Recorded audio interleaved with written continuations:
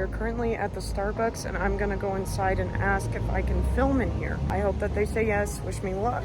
Shout out Starbucks employees because they let me film in here. Love you guys. And also, I got pumpkin frap. It's so freaking good. No, you cannot have some. Okay, I'll be nice. Here you go. It's good, right? I know. So today we're going to be talking about one of my favorite horror movies, and it's the Texas Chainsaw Massacre from 1974. When you're watching the Texas Chainsaw when you're watching the Texas Chainsaw, so there's a plethora of reasons why I love this movie. Number one is that it was shot on a shoestring budget, and I have great admiration for films that are shot on a cheaper budget, especially for horror movies. Horror movies back in the day, like in the 60s and the 70s, didn't get a lot of backup and budgeting and stuff like that because horror movies weren't as popular and they were really taboo, and you wouldn't show horror movies on TV because this was during the broadcasting era. Now, when I first watched this, I thought this was based off of a real story of real teenagers actually getting butchered and killed, but it actually was based off of a real life serial killer named Ed Gein back in the 70s, and that is what Leatherface's character was based off. The origin of Texas Chainsaw Massacre actually came from Christmas shopping. The director Tobe Hooper was going Christmas shopping one year and he saw chainsaws hanging on the rack or something like that. And he looked over and he envisioned himself grabbing the chainsaw and hacking through the line of the Christmas store. And that's what birthed the idea of Texas Chainsaw Massacre. Now you know.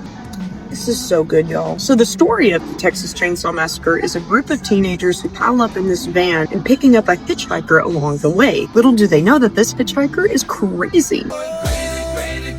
So first of all, why the hell do you pick up a hitchhiker? Do not pick up a random hitchhiker. Doesn't matter who they are. Doesn't matter if they look innocent. Don't pick up a hitchhiker.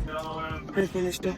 So by no surprise, the hitchhiker ends up attacking Franklin, which is the guy in the wheelchair. They end up kicking him out, and then they drive to a gas station to get gas. Remember these people at the gas station because there's the biggest twist in cinema history that's going to come around at the end. I just hate the way horror characters are written sometimes because people make them stupid. Don't pick up a hitchhiker, it's not that hard. So it just so happens that that hitchhiker is a part of the family of Leatherface and other people like the grandpa and the brother and the gas station clerk. So thankfully the teenagers got away from the hitchhiker, but things are about to get progressively worse, I promise, and that's how horror movies go. But they end up talking to some locals and they're like, hey, just be careful, you know, there's crazy people around here in rural Texas. And they're like, okay, whatever, because they're teenagers and they're also horror characters and they're written to be stupid. So they go to Franklin's grandfather's house and they hang out, you know, they do stupid teenage stuff, and these two lovebirds end up running towards a house of weirdos, but they don't know they're weirdos yet until they knock on the door. So while Kirk and Pam are playing and having fun, they notice that there's some cars over there mysteriously in someone else's yard, and they're like,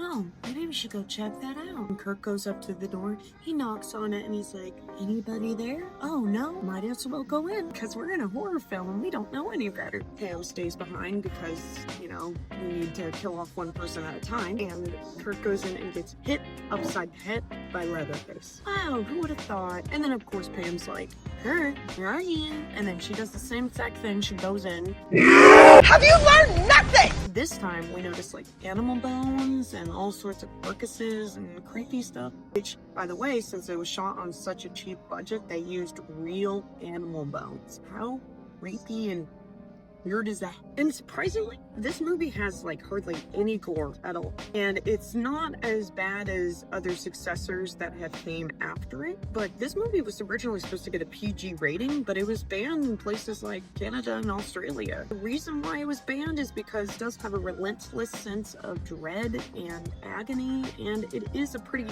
frightening, anxiety-inducing film. Till this day, and I'm pretty desensitized with things, till this day, I get frightened with this movie because it's just gooey and creepy, and imagine it happening to you. So as time goes by, Jerry, Sally, and Franklin are like, where are the other two? Did they go off and do nutty things? Jerry, lo and behold, goes inside and gets himself killed.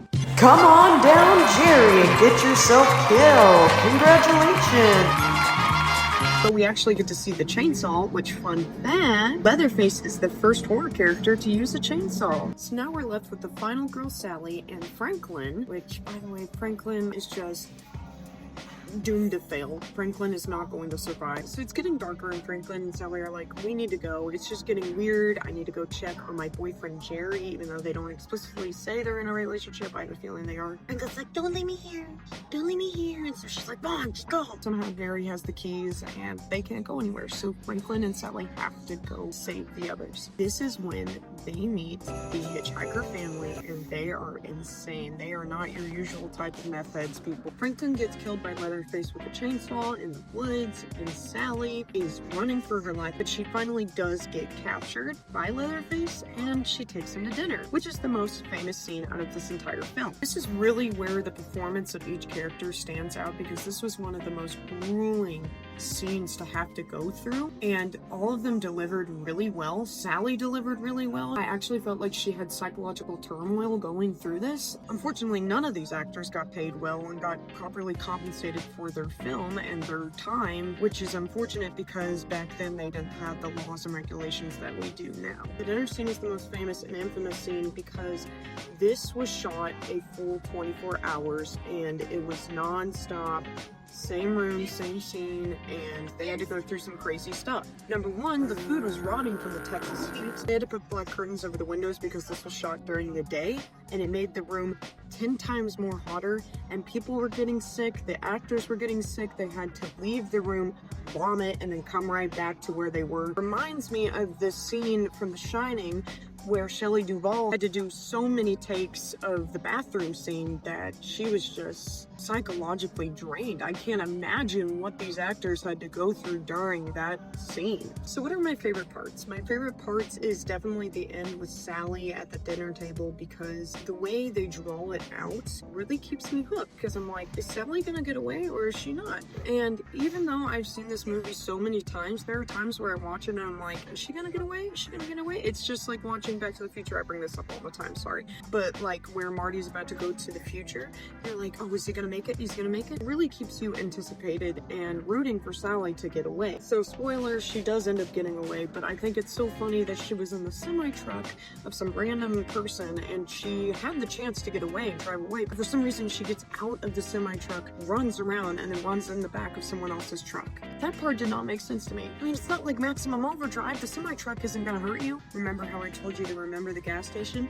Well, I also love the part where Sally runs to the gas station thinking she's gonna get away, but the gas station clerk ends up being one of the people who's related to Leatherface. Which, by the way, when the teenagers are offered barbecue from the gas station earlier in the film, I have a feeling that it was like a Sweeney Todd moment. And just the fact that they were able to deliver such a memorable movie on such a cheap budget is what really makes this film stand out, because they really utilized what they had. I also love how drawn out it is. The performance of each character is also big standout. Like I said, similar to Sally, all of them gave it their all with barely any pay, and they were overheated, overworked, overexhausted. I cannot imagine the amount of turmoil they had after filming this. I also love the production design of this film. It's grimy, it's unsettling, and it has this relentless sense of dread. So yeah, that was the Texas Chainsaw Massacre, and fun fact, the house is still standing and it was turned into a restaurant in Texas. I hope you guys liked it, and if you have any recommendations or requests,